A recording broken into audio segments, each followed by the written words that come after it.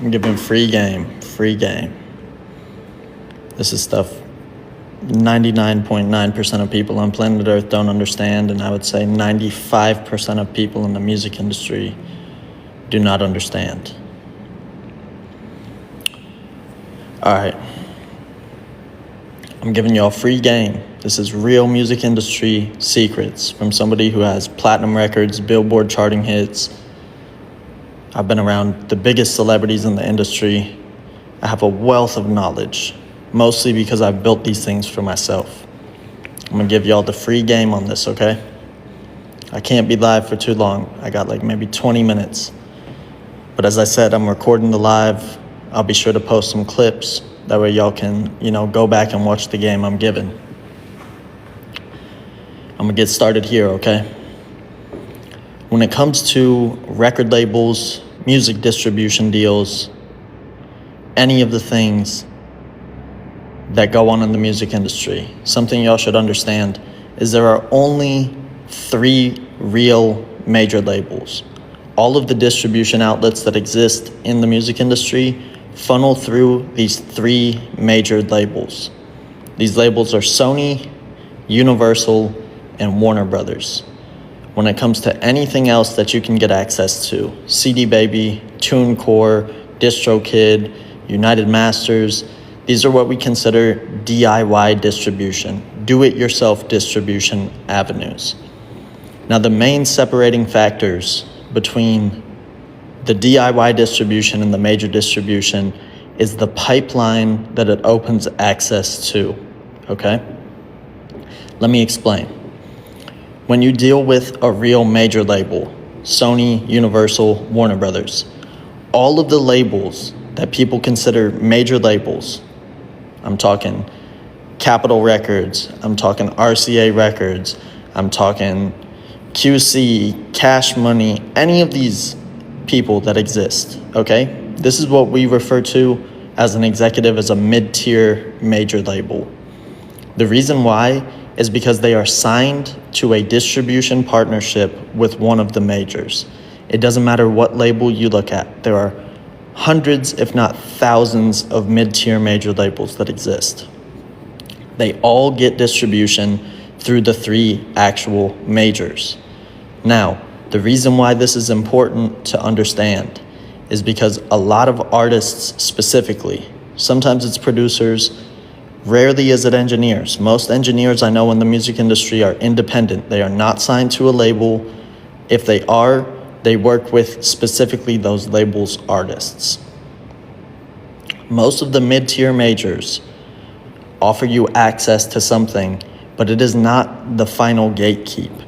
There are a lot of people that claim and offer certain things which provide access. It is not the top level of access, okay? The things I'm sharing with you is limited information. People don't understand these things because the access is very heavily gatekept. When we talk about a gatekeeper in the music industry, we're talking about somebody that restricts access to the knowledge, okay? If you get signed to a label, that's typically because A, you need money to physically create your music. B, you need attention on your music. Or C, you don't know what you're doing, so you need all of the above. You need help touring, you need help merchandising, you need help with management, you need help physically creating the music, you need connections, you need studio time, you need production, you need contracts, you need somebody that's an agent to represent you and help you get bookings or obtain, opportunities with brand endorsements or partnership deals. The main reason why this is so important is because artists get misled every single day. They think that they're dealing with somebody who really can open the floodgates, and they're actually dealing with a middleman to the industry. Most of the people that can bring you somewhere are not the person in charge. They don't fully understand how it works. They just have a relationship that opens a door. And in some cases, that's good, because if you have no relationships, you need somebody that has relationships.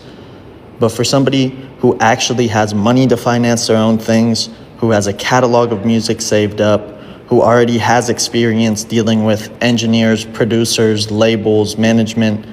These are the people that I am specifically talking to. And maybe also to the people that just want to learn. Because again, I have a long history of success in the music industry. I'm still independent. I've never signed to a major label. I have Billboard plaques. I have platinum plaques, gold plaques. I have more than most of the people in the actual industry have. And I'll explain it in this way, okay? What fucked up the music industry in the major label ecosystem was when the digital streaming era came out. The reason why this is because when digital streaming came out and we had YouTube and we had SoundCloud and artists started being able to put their music on Spotify and Apple Music through these DIY distributors, what happened is genres started breaking into the mainstream that previously did not have access to the mainstream outlets, okay? Primarily, rap music and EDM music are the two genres that did not go through the major label pipeline, but did give creators and artists access to be able to blow their music up independently, okay? I'm gonna give y'all some more terminology and definitions. A lot of people think an independent artist means they do everything by themselves. That is not the case. What an independent artist by definition means is you own 100% of your master copyright and you own 100% of your publishing. If you don't own 100%, you own majority, which is why you are independent. It doesn't mean you don't have a team. It means you hire your own team. You employ people to work on your behalf. Most of the time, an artist will contact me or will contact somebody and be like, oh, I'm independent, I do everything on my own, da-da-da-da-da. That's great. But if you're an independent artist and you don't have a team, that simply means that you're ill-prepared and unequipped to succeed. Because the actual independent artists that are making money, that are finding success, that have actual fan bases that spend on merchandise or on tickets or stream their music religiously, are people that have figured out the blueprint, okay? Now back to what I was saying earlier. The actual major labels, there's only 3 of them. This is Sony, Universal, and Warner Brothers. Every other label in the existence of history literally funnels their music directly through these labels' distribution avenues. They rely on them for the marketing. They rely on them for access to the platforms. There's only 3 outlets that do this, okay? Sony is the biggest, worldwide, internationally. Sony is the biggest international distribution outlet. Universal Music is the largest in North America. If you look at specifically rap music, most of the biggest rappers are signed to a label that is either connected to Universal or is a subsidiary of Universal Music Group. Now, Warner Brothers also has a big reach. They have a lot of big artists. That's not to take away from, but if you were to look at the earning reports of each of these companies, Sony is by far the largest. They're worth over $10 billion. Universal is second. They're worth about $9 billion. And Warner Brothers is third. They're worth about $7.5 billion. Okay? Now, let's fast forward a little more, okay? When artists come in and they're trying to get connected to the distribution avenues, a lot of times they go through a DIY distributor because that's what gives them the freedom to schedule their own release, the freedom to pick their cover arts, the freedom to choose what kind of song they release. But the thing that limits them is they do not have the marketing access. They do not have anybody to publish articles. They don't have anybody to help with playlisting. They don't have anybody to push them to the radio. They don't have anybody to help with touring and merchandising, which is why an independent artist going through DIY distribution is limited. Almost no major artist is making the majority of their money off of streaming. They make the majority of their money off of touring and merchandising. Radio pays significantly more per play or per spin than streaming ever will, at least for the current times and for the previous times throughout history. Now, the thing that makes Sony, Universal, and Warner Brothers the three actual major labels is they are not just music distribution platforms. These are also television and film, as well as video distribution platforms. That's what makes them the three actual majors. If you go to DistroKid, you go to any of these other platforms, they do not have video distribution. If they do, it is something new that they've added, and it does not go into the same pipeline that it goes through when it goes through a major label. For people that are trying to actually find success in the industry, they need to understand who you affiliate yourself to and who you do business with is the biggest determining factor of how big your music will go. Now, if you totally circumvent the system and you are one of the anomaly people that manages to find success through YouTube or through Instagram or TikTok or one of these platforms, the biggest problem you run into is the monetization of your music. It becomes very, very difficult to continue earning income. You get this sharp spike in your streams, and then it crashes. And to replicate or recreate that scenario is extremely difficult because there's always a point where you have a mass amount of viewers, but you don't have a mass amount of followers.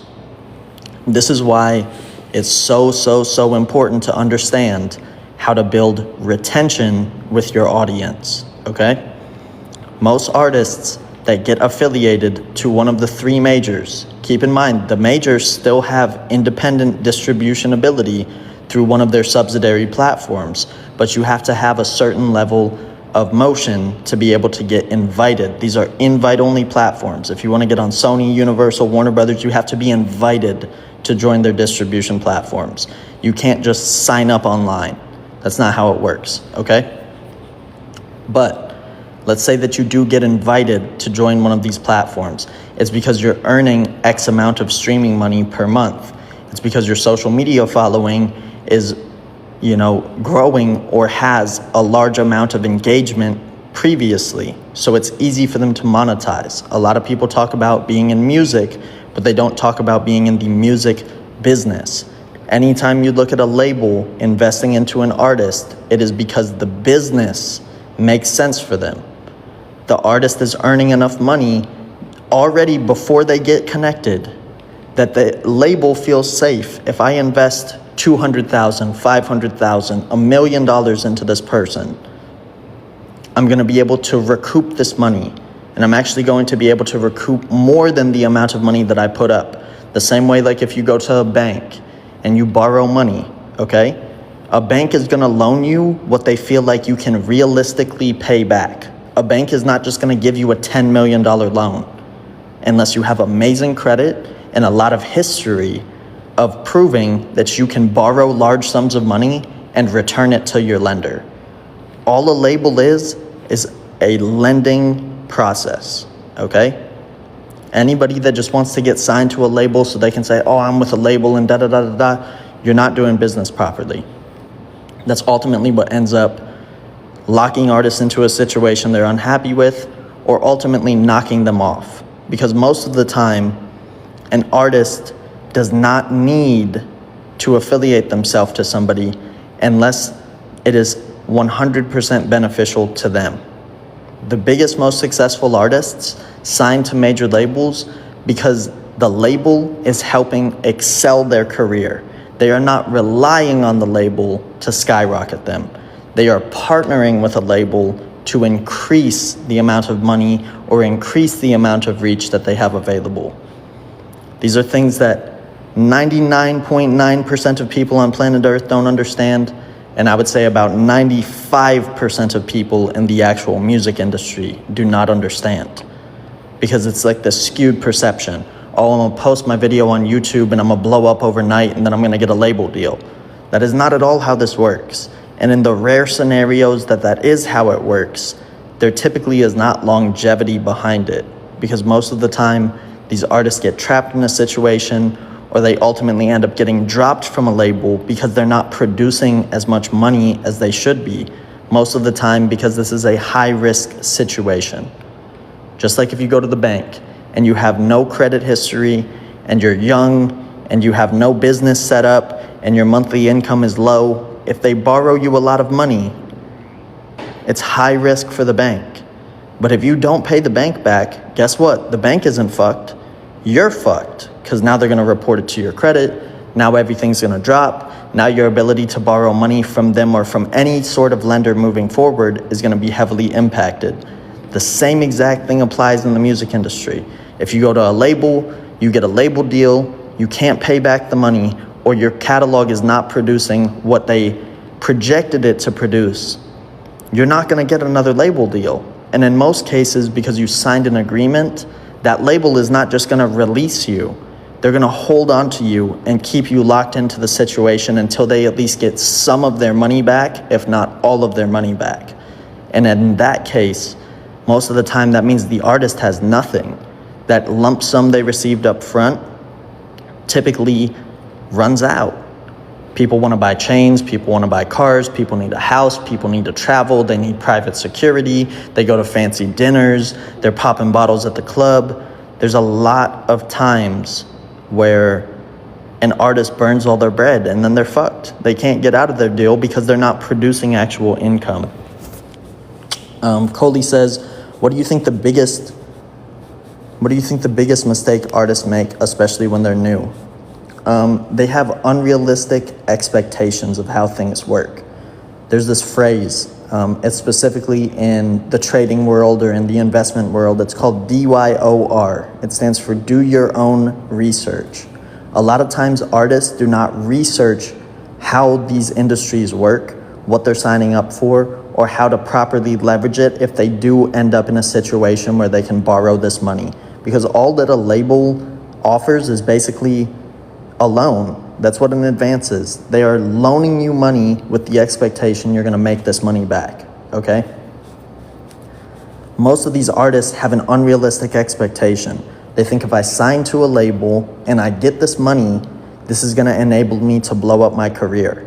But what the reality is they don't come with a game plan. There's no actual structure behind how they're going to use the money, how they're going to return the money, or how they're going to get out of their deal.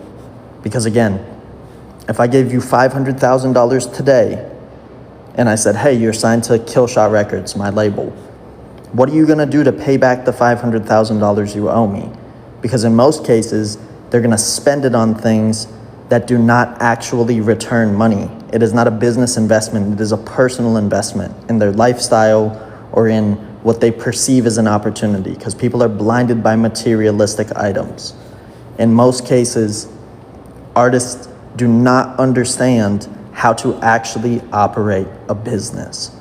And if you are an independent artist or you're in any industry, because keep in mind, the music business, emphasis on business, operates the same way any other business does, okay?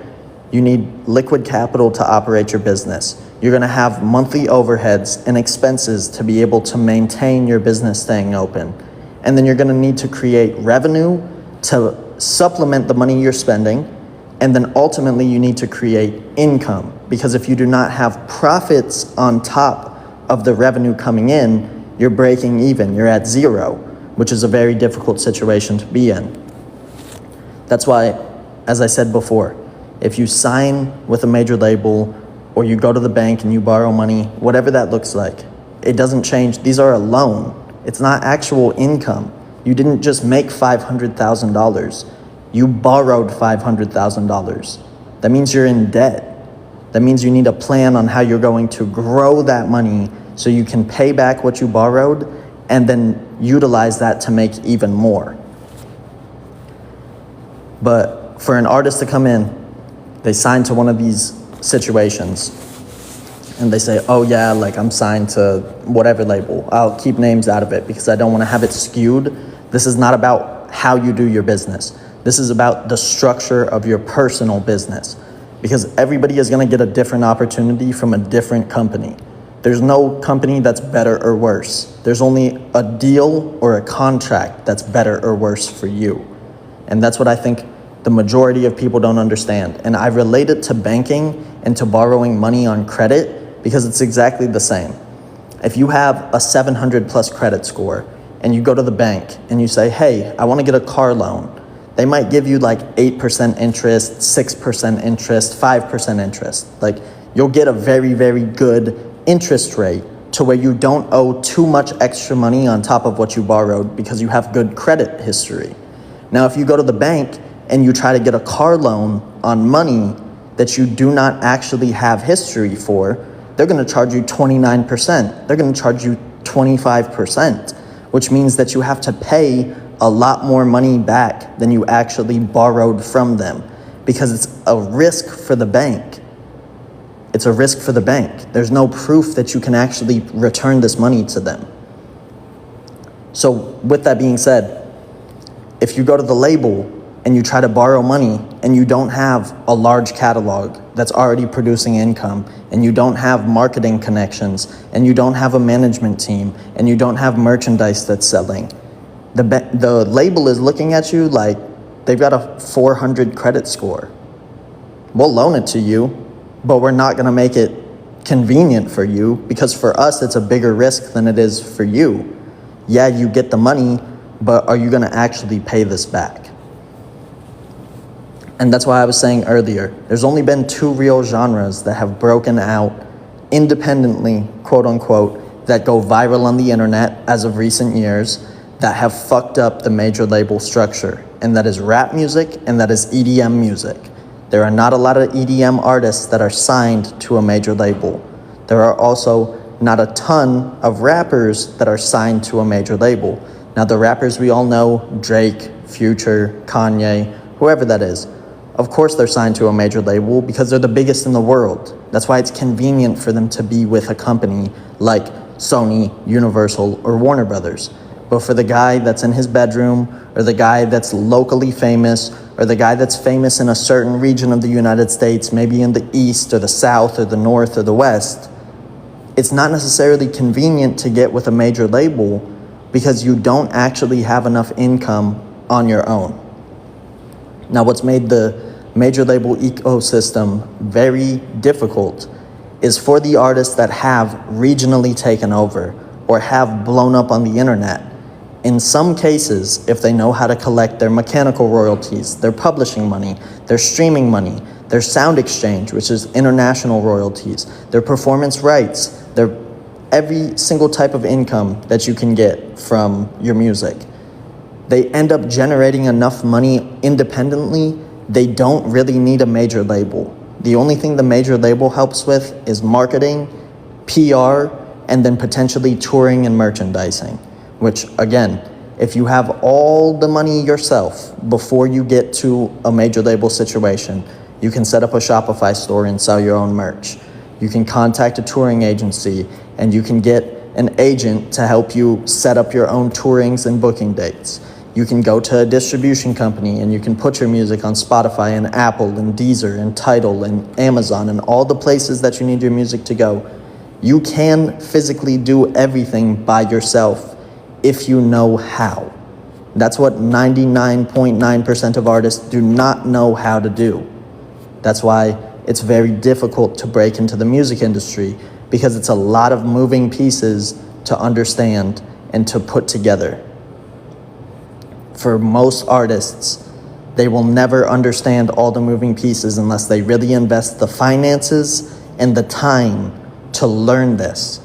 Keep in mind, an investment isn't just financially, even though a lot of times we talk about a financial investment. An investment could be your finances, your time, or, your errors, because a lot of times you have to learn by mistake. Sometimes things don't always go in your favor, but now you know what not to do, which in most cases is oftentimes more important than knowing what to do, because in any industry, it is ever evolving. You have to be able to adapt. There's always a new way to do something. There's a new company coming into the equation. AI is taking over. There's all these different things that if you are not constantly learning, and as I said before, DYOR, write these letters down. Do your own research. If you are not doing your own research to understand exactly what you need to do at any given moment, you will be behind the curve. which means that you are going to be playing in the largest game with the most competition, and you are ill-equipped. You're going to play baseball, and you have a fucking golf putter. So there's absolutely no way that you're going to hit a home run because you don't have the right tools to be able to actually compete with the people playing on the highest levels. That's why I'm coming on TikTok. I'm giving out the free game. Again, this is my experience. This is my knowledge. This is something I've personally lived through. This is stuff I've invested millions of dollars. I have literally made more mistakes than most. I have had the highest levels of success. I've been through the process, which is why I can share the real of the journey. Most people who actually are very, very successful are not going to tell you how they became that successful. Maybe in certain lanes, maybe if they have a construction business, or maybe if they do solar panels, or maybe if they sell health insurance, or maybe if they have any of the other hustles, they're a real estate agent, whatever it is. Okay, they're a doctor, they're a lawyer. Maybe they'll tell you how they became successful. But in the music industry, they don't want you to know. Because if everybody knew, it would be a lot easier for people to actually find success. And that's what keeps everything, quote unquote, gate-kept. Because the people who are in the positions of success are the people that perceive themselves in the position of success. Because let's be real, there's very, very few people that are actually successful in the music industry, okay? There's a lot of wannabes, there's a lot of fakes, there's a lot of middlemen, okay? The people that are in that mid-tier position ultimately end up fucking up the whole industry, because instead of properly educating and showing others how to find the true levels of success, they mislead people, they misguide them, they only tell you certain information, and then you end up stuck because you're listening to the wrong people that don't have the experience, or if they do, they're not willing to share their experience because they feel intimidated. The truth is, when you are really, really a believer in what you have, and when you fully understand what you need to do to replicate the formula you create, nobody is competition to you. The only competition you have is yourself. Because I can tell everybody here on TikTok right now exactly what to do. 9 of you will not understand, and the one that does is not actually ambitious enough to go do it. That means 10 out of 10 people are not going to get the same result as me because they are not me. Now, maybe if they continue and they have the want to go achieve these things on their own, they could be successful. But that's 1 out of every 10,000 people, okay? 1 out of every 10,000 people are actually going to put in the work, do the research, invest the finances, and go find what that next level of success looks like. And I say all this to say, if you do have interest in really learning about the music industry, if you're an artist, you're a producer, you're an engineer, you want to find what the next steps are that you're missing, or maybe you have some of the steps in order and you just don't have structure, you're talking to the right one. And I can, share more of my knowledge and experience with you. Maybe I'll do some more TikTok lives, but for now, this is going to be the end of my spiel for the night. As I said, I'm Killshot. I'm a multi-platinum Billboard charting audio engineer and music producer. I have a management company. I work with some of the biggest artists in the industry. I have 6 years of history steady disrupting what everybody else has going on. What I have done for myself, what I have done for other artists, and what I will continue to do is not the normal of the music industry. It has taken me the most amount of time, the most amount of money, the most amount of losses, the most amount of experiences to get to this position. And for me personally, I want to help others overcome whatever hurdles are in their way, because there is enough out here for everybody to succeed. But only a few of y'all will end up becoming great. And that's what I'll leave it at. I appreciate everybody for tapping into the TikTok Live. Anybody that supports me is a fan, is a peer, is somebody that I respect or look up to. Y'all all are in the same thing. For anybody hating, hey, keep hating, because my haters are my biggest motherfucking supporters, let me tell you what. And I'm doing music reviews tomorrow night on TikTok. Tomorrow, Thursday, I'm going live. I'm doing music reviews. Artists, if you want to send in your songs, get real feedback from a platinum producer and platinum engineer, be sure to send your music in, and I will give you some real constructive criticism and feedback. Appreciate y'all. Peace.